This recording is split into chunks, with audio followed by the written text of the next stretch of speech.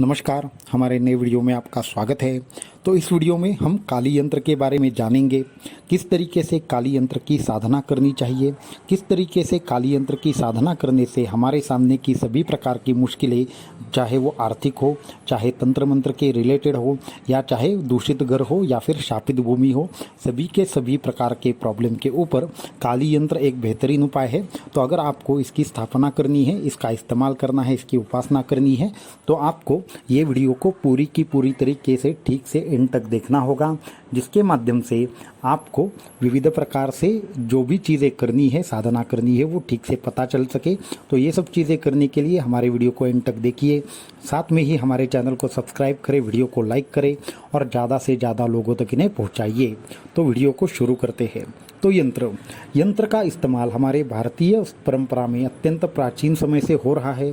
बहुत से ऐसे यंत्र हैं जो पहले से ही सिद्ध रहते हैं, परंतु इसको वापस से जागृत करने की आवश्यकता रहती है। तो यंत्र कौन से प्रकार का है, आप किसके लिए इसका इस्तेमाल करने वाले हैं, इसके ऊपर निर्भर करता है कि आपको यंत्र के ऊपर कौन सी विधियाँ करनी चाहिए। तो फिर यंत्र होता क्या है? तो यंत्र किसी भी देवता की तांत्रिक प्रतिकृति होती है। तो अभी जो हम पूजा के लिए इस्तेमाल करते हैं वो किसी भी प्रकार की तस्वीर हो या मूर्ति हो, उसे मूर्त स्वरूप कहा जाता है। तो उसी प्रकार से उस भगवान का तंत्र में जो स्वरूप वर्णित है उसे यंत्र कहा जाता है। तो ऐसे विविध प्रकार के देवताओं के विविध प्रकार के यंत्र है, दश महाविद्याओं के दस प्रकार के यंत्र है। इसी प्रकार से हर किसी विशिष्ट इच्छा के लिए, मनोकामना के लिए यंत्र की निर्मित की जा सकती है और उस यंत्र निर्मिति के माध्यम से इच्छित मनोकामनाएं पूर्ण की जा सकती है। जो दश महाविद्याओं की पीठ हो या फिर बहुत सारे सिद्ध स्थान हो, उसमें भी विविध प्रकार से सिद्ध मंत्र जो रहते हैं और सिद्ध यंत्र जो रहते हैं, उसकी स्थापना विशिष्ट प्रकार से की हुई होती है। तो यंत्र और मंत्रों के कॉम्बिनेशन से ही विविध प्रकार से सिद्ध स्थान बनते हैं, जिसके माध्यम से लोगों के वहाँ पे काम हो जाते हैं, उनको वहाँ पे विविध प्रकार से वाइब्रेशंस आना शुरू हो जाता है। तो ये सब प्रताप है यंत्रों का। तो आज हम बात करने वाले हैं काली यंत्र की। तो काली यंत्र एक ऐसा सिद्ध यंत्र है जिसका हर प्रकार के परिस्थिति के आपके प्रॉब्लम में इसका उपयोग किया जाना पॉसिबल है। जैसे कि अगर कोई दूषित घर हो, अगर आर्थिक समस्या हो, आध्यात्मिक समस्या हो, तो किसी भी प्रकार की समस्या में ये काली यंत्र अत्यंत कारीगर साबित होता है। तो आपको इस वीडियो में भी काली यंत्र नज़र आ रहा होगा। तो ये जो काली यंत्र आपको नज़र आ रहा है वो हमने किसी को देने के लिए एक विशिष्ट प्रकार से सिद्ध किया हुआ यंत्र है। तो ये यंत्र का एक विशेषत्व है कि अगर ये यंत्र ठीक से इसकी साधना की जाए, ठीक से इसके बीज मंत्रों के साथ इसकी साधना की जाए, तो परिणाम अत्यंत उच्च कोटि के आ सकते हैं। ऐसे ही हमारे एक भक्त को अनुभव आया था कि वो हर नवरात्रि में 9 दिनों तक माँ काली की सेवा किया करता था, परंतु उसको कोई विशेष अनुभूति कभी प्राप्त नहीं हुई। तो वो बेचारा 3 या 4 साल से तकरीबन नवरात्रि में कुछ न कुछ अनुष्ठान करता, विधि करता, लेकिन उसको अनुभूति नहीं आ रही थी। तो उसकी वजह से नवरात्रि से पहले हमसे ऐसे ही उनकी बात हो चल रही थी। तो फिर उन्होंने कहा कि गुरुजी, ये नवरात्रि में सच में कुछ होता है क्या? हम तो तकरीबन पिछले 3 या 4 साल से नवरात्रि में विविध प्रकार से उपवास कर रहे हैं, साधना कर रहे हैं, परंतु कभी भी किसी भी प्रकार की अनुभूति माँ काली ने, माँ भगवती ने हमें दी नहीं।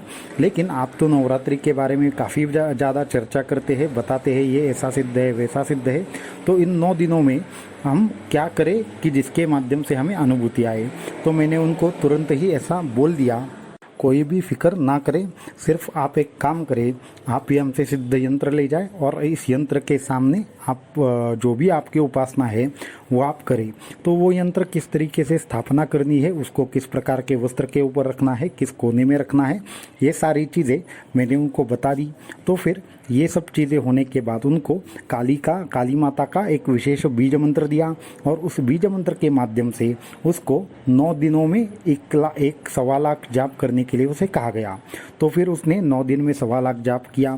तो हुआ ऐसे, जिस दिन उसका 1.25 लाख जाप पूर्ण हो गया तो उसका, मैंने ऐसा बोला था कि जैसे ही आपका जाप पूर्ण हो जाए हमारी जो करांगुली के साइड में जो उंगली होती है उससे जो यंत्र होता है उसके बिंदु को स्पर्श करने के लिए कहा गया था। और ये साधना उसको रात को करने को कही थी। तो रात में जब उन्होंने ये साधना की और 1.25 लाख का जाप पूर्ण हो गया तो उसने उस उंगली जाए, तो उसके बाद उन्होंने हमें कॉल किया और पूछा कि गुरुजी इस तरीके से व्यवहार पूर्ण हो चुका है, परंतु वो जो घर मालक है वो कह रहे हैं कि इस तरीके से घर में कोई दूषित वातावरण है, थोड़ा सा कोई शापित वगैरह चीज़ है ऐसा उनको लगता है। तो मैंने उनको कहा ठीक है, उनको कहिए कि हम देख लेंगे। और उसके बाद उनको वही यंत्र की उस घर में एक विशिष्ट प्रकार से स्थापना करने के लिए कहा। और देखते ही देखते चमत्कार हो गया। जो पहले घर के जो मालिक थे तो उनको एक सपना आया और घर से कोई ऐसा काला नाग बड़ा निकल गया, इस तरीके से सपना आया। साथ में ही ये जो हमारे हमसे जिन्होंने कॉल पर बात की थी तो फिर उन्होंने भी वही बताया कि गुरुजी इस तरीके से हमें सपना आया और वहाँ पे कुछ पिशाच हमने बाहर जाता हुआ देखा। तो ये है सिद्ध यंत्र का कमाल। और उस घर में उनके बहुत अच्छे अच्छे कार्य हुए, उन्होंने आगे बिजनेस शुरू किया और वो भी उसी घर में सबसे अच्छे तरीके से ग्रो हुआ। तो ये होता है सिद्ध यंत्र का परिणाम। तो इस तरीके से जो भी साधक मन से पूरी श्रद्धा से अगर यंत्र की उपासना करे तो अपने जीवन में वह एकदम से उन्नति पथ पर जाता है। ये हमारा विश्वास है और हमारा खुद का अनुभव भी है और इसी तरीके से हज़ारों लोगों का अनुभव है। तो ये सब चीज़ें होने के बाद अभी हम देखेंगे कि इसकी विधि क्या है। सबसे पहले तो यंत्र सिद्धि आपको करनी आनी चाहिए। यंत्र सिद्धि जो है वो इतनी आसान प्रक्रिया नहीं है कि सारी की सारी चीज़ें यहाँ पे बता सकूं, परंतु एक मैं सूक्ष्म विधि बताना चाहूँगा जिसके माध्यम से आप प्रयत्न कर सकते हैं। परंतु हो सके तो ऐसा करें कि किसी से सिद्ध यंत्र ही बनवा कर ले, वो बहुत अच्छा रहता है। और अगर आपको इस समग्र ये विधियाँ है कि यंत्र सिद्ध किस प्रकार से होते हैं, मंत्र अनुष्ठान किस प्रकार से होते हैं, तो आप कोर्स भी कर सकते हैं, उसमें हम ये सारी चीज़ें सिखाते हैं। तो मैं अभी शॉर्ट में बताना चाहूँगा। तो यंत्र जो रहता है, यंत्र के ऊपर सबसे पहले जलाभिषेक किया जाता है। जिस भी देवता का वो यंत्र है उसके माध्यम से उसके ऊपर जलाभिषेक किया जाता है। उसके बाद पंचगव्यों से उसका अभिषेक किया जाता है और उसके बाद उसका वापस से दुग्धाभिषेक किया जाता है।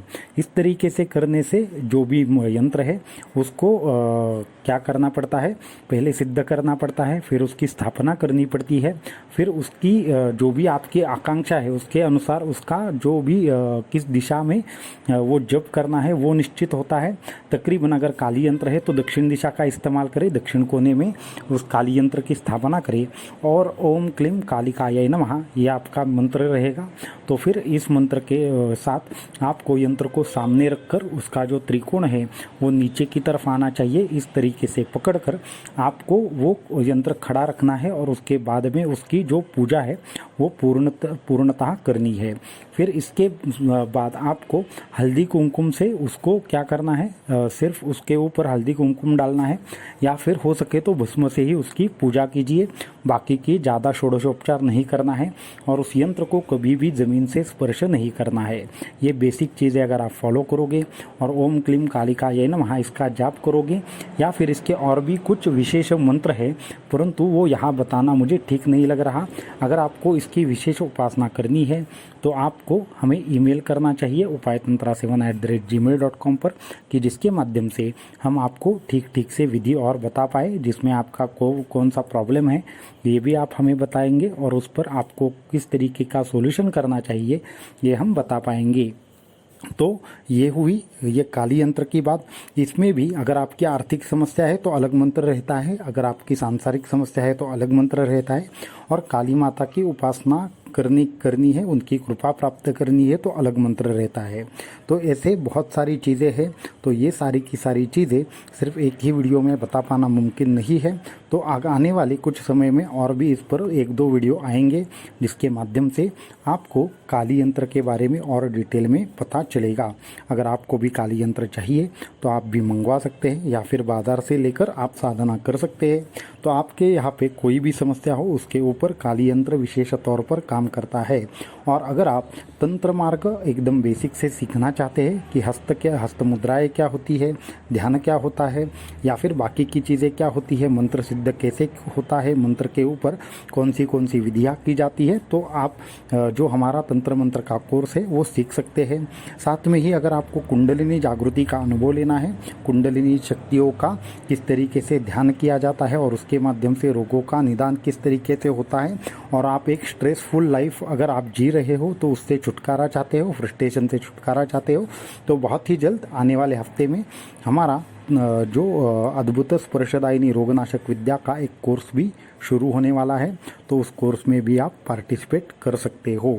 तो आज के वीडियो में इतना ही। आने वाले वीडियो में और कुछ इंटरेस्टिंग चीज़ों के ऊपर हम देखेंगे। अवधूत चिंतन श्री गुरुदेव दत्त।